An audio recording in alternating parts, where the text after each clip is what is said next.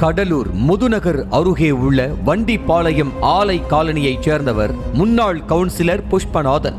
அதிமுக மாவட்ட பிரதிநிதியாக இருந்த இவருக்கு மஞ்சுளா என்ற மனைவி மற்றும் 2 மகள்கள் உள்ள நிலையில் வீட்டுமனை வியாபாரமும் ஆடு வியாபாரமும் செய்து வந்துள்ளார். இந்நிலையில் இரவு 11 மணி அளவில் புதுவண்டிப்பாளையம் சூரசம்ஹார தெருவில் தனது நண்பர்களுடன் சாலையில் நின்று பேசிவிட்டு இருசக்கர வாகனத்தில் வீட்டுக்கு சென்று கொண்டிருந்தார் புஷ்பநாதன். அப்போது அவரை பின்தொடர்ந்து வந்த 3 இளைஞர்கள் சாலையின் குறுக்கே சென்று பைக்கை வழிமறிக்க அவர்களது கையில் கத்தி உள்ளிட்ட ஆயுதங்களை கண்ட புஷ்பநாதன் பைக்கை அப்படியே போட்டுவிட்டு ஓட ஆரம்பித்தார். ஆனால் விடாமல் விரட்டிய 3 இளைஞர்கள் புஷ்பநாதன் தலையில் கத்தியால் பல முறை மாறி மாறி குத்தி அடையாளம் தெரியாத அளவுக்கு சிதைத்தனர். முகம் தலையை மட்டுமே குறிவைத்து குத்தியதில் புஷ்பநாதன் சம்பவ இடத்திலேயே துடிதுடிக்க உயிரிழந்தார். இது குறித்து தகவல் அறிந்து அங்கு வந்த போலீசார் புஷ்பநாதன் சடலத்தை மீட்டு கடலூர் அரசு மருத்துவமனைக்கு பிரேத பரிசோதனைக்காக அனுப்பி வைத்தனர்.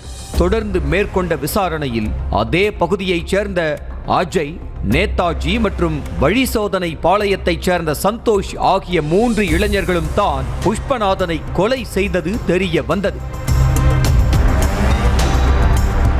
இது ஒருபுறம் இருக்க, கொலையாளிகளை கைது செய்ய கோரி புஷ்பநாதனின் உறவினர்கள் மருத்துவமனை முன்பு நள்ளிரவில் குவிந்தனர். நடுரோட்டில் அமர்ந்து அடித்து அழுது கொண்டிருந்த பெண்களையும் அதிமுகவினரையும் போலீசார் சமாதான பேச்சுவார்த்தை நடத்தி அங்கிருந்து கலைந்து போகச் செய்ய நீண்ட நேரமானது. இதை அடுத்து புஷ்பநாதனின் ஆதரவாளர்கள் கொலையாளிகளின் வீடுகளை அடித்து உடைத்து சூறையாடினர். இந்த நிலையில் தலைமறைவாக இருந்த கொலையாளிகள் 3 பேரையும் கைது செய்து போலீசார் மேற்கொண்ட விசாரணையில் ஆடு விற்பனையில் நடந்த கோல்மால் தான் கொலைக்கான முக்கிய காரணம் என தெரிய வந்தது.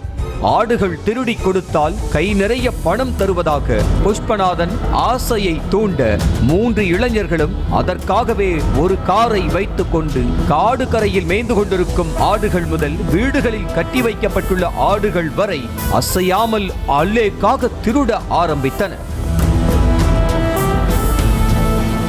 ஆடுகளை தொலைத்தவர்கள் தேடு என தேடிக்கொண்டிருக்க புஷ்பநாதனின் கல்லாவே கடகடவென நிறைந்துள்ளது.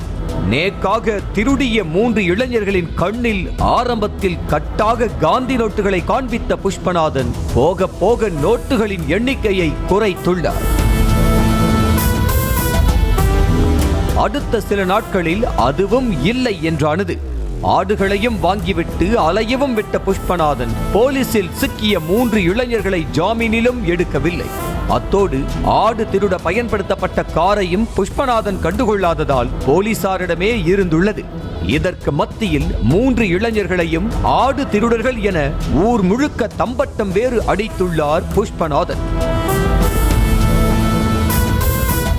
இப்படி அத்தனையும் சேர்ந்து ஆத்திரத்தின் உச்சிக்கு கொண்டு சென்றதால் இரவோடு இரவாக அதிமுக நிர்வாகியை ஆட்டை அறுப்பது போல அறுத்து போட்டு எஸ்கேப் ஆனதாக 3 பேரும் வாக்குமூலம் கொடுத்தனர்.